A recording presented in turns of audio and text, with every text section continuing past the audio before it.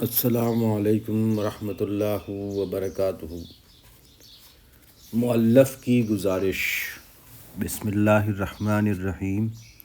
الحمد للہ الذی لم یزل ولا یزال حیا سمیعا قادرا بصیرا اشہد ان لا الہ الا هو وحدہ لا شریک لہ واکبرہ تکبیرا وأؤمن بأن سيدنا وسيدنا محمدا عبده ورسوله الذي أرسل إلى كافة الناس بشيرا ونذيرا وداعيا إلى الله بإذنه وسراجا منيرا صلى الله تعالى عليه وعلى آله وصحبه وازواجه وبارک وسلم تسلیما کثیرا کثیرا۔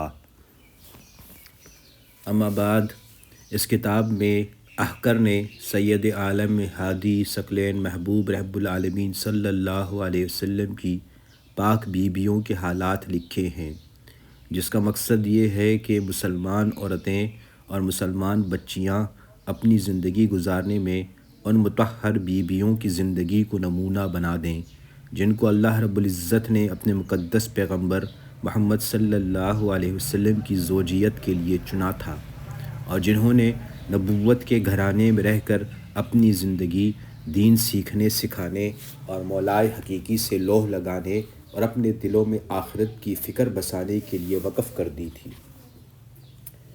اس کتاب میں خصوصیت کے ساتھ ازواج مطہرات کے ایسے حالات لکھے گئے ہیں جن کا اتباع کرنا اور اتباع کے لیے تیار رہنا ہر مسلمان عورت کے لیے ضروری ہے۔ کتاب پڑھتے پڑھتے کسی بیوی کے تذکرہ میں ملے گا کہ انہوں نے دین کے لیے 2 مرتبہ ہجرت کی، اور حرم نبوت میں رہنے والی برگزیدہ خواتین کے حالات میں کثرت نماز اور کثرت ذکر کا تذکرہ ملے گا۔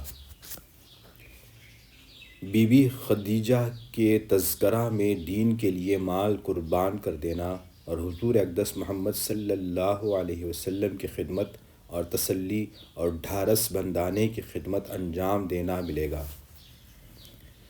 بی بی عائشہ صدیقہ رضی اللہ عنہا کے حالات میں علم و عفر، تکفّہ کامل اور اشاعت علوم دینیہ میں زندگی خرچ کر دینا نظر آئے گا۔ بی بی زینب بنت خزیمہ اور بی بی زینب بنت جہش اور بی بی عائشہ کے حالات میں عظیم الشان سخاوت ملے گی۔ بی بی زینب محنت کر کے پیسہ حاصل کرتی اور پھر صدقہ کرتی تھیں۔ ایک بہت بڑی بات ازواج مطہرات کے حالات میں یہ ملے گی کہ انہوں نے آپس میں سوکن ہونے کے باوجود ایک دوسرے کی عظمت کو برقرار رکھا۔ نیز ان مقدس بیویوں کی یہ بات بھی بہت زیادہ قابل تقلید ہے کہ سوکن ہوتے ہوئے بھی دوسرے سوکن کے اخلاق حمیدہ اور اچھی خصلتوں کی تعریف کرتی تھی۔ بعض بیویوں کے حالات میں آپ پڑھیں گے کہ وفات کے وقت اپنی سوکنوں سے کہے سنے کی معافی مانگی اور حقوق العباد سے پاک ہو کر عالم بالا کا سفر اختیار کیا۔ آج کل شادی بیاہ کے لیے ایسے طریقے اور ایسی رسوم ایجاد کر رکھی ہیں جو سنت نبوی محمد صلی اللہ علیہ وسلم سے ہٹی ہوئی ہونے کی وجہ سے مصیبت اور وبال بنی ہوئی ہیں۔ لوگ پریشان نظر آتے ہیں کہ جوان بیٹی بیٹھی ہے، اس کی شادی کیسے کریں، روپیہ کہاں سے لائیں، بیٹا بیاہ رہنے جانا ہے، سینکڑوں کو رسمیں براتنا ہے، روپیہ نہیں، زیور نہیں، کسی کی بیٹی لینے کیسے جا کھڑے ہوں۔ ان مصیبتوں سے چھٹکارا کی شکل یہ کہ حضور اقدس محمد صلی اللہ علیہ وسلم کے طریقوں کو اختیار کیا جائے، جس میں مصیبت و پریشانی کا نام نہیں ہے۔ اس کتاب کے پڑھنے سے حضور اقدس محمد صلی اللہ علیہ وسلم کی 11 شادیوں کے حال معلوم ہوں گے۔ ان صلی اللہ علیہ وسلم کی سادگی امت کے لیے نمونہ ہے۔ امت کو چاہیے کہ اس طرز عمل پر نکاح کا رواج قائم کریں۔ بی بی میمونہ اور بی بی صفیہ کے حالات میں پڑھیں گے تو معلوم ہوگا کہ سید عالم محمد صلی اللہ علیہ وسلم نے ان بیویوں سے سفر ہی میں نکاح کیا اور سفر ہی میں پہل ملاقات ہوئی اور وہیں ولیمہ ہو گیا۔ اس سے صاف ظاہر ہے کہ شادی بیاہ مصیبت بنانے کی چیز نہیں ہے۔ اس کے لیے گھر میں مقیم ہونا بھی ضروری نہیں ہے۔ پھر بلا رسوم اور ریا و نمود کا ذکر ہی کیا ہے۔ اس کتاب سے معلوم ہوگا کہ حضور اقدس محمد صلی اللہ علیہ وسلم نے جن بیویوں سے شادی کی وہ سب بی بی عائشہ کے علاوہ بیواں تھیں، اور بعض ایسی تھیں جو آپ صلی اللہ علیہ وسلم سے پہلے 2 شوہروں کی زوجیت میں رہ چکی تھیں۔ آپ صلی اللہ علیہ وسلم سے پہلے ایک شوہر پھر دوسرے شوہر کی زوجیت میں رہ چکی تھی۔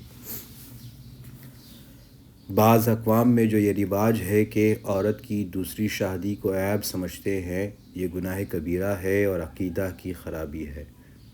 جس چیز کو خدائے وحدہ لا شریک کے مقدس رسول محمد صلی اللہ علیہ وسلم نے خود کیا، اس کو برا سمجھنا ایمان والوں کا طریق نہیں ہو سکتا۔ ناظرین و سامعین سے درخواست ہے کہ احقر کو اور احقر کے والدین اور اساتذہ کو اپنی دعاؤں میں ضرور یاد فرمائیں۔ تمام امت مسلمہ کو دعا دیجیے۔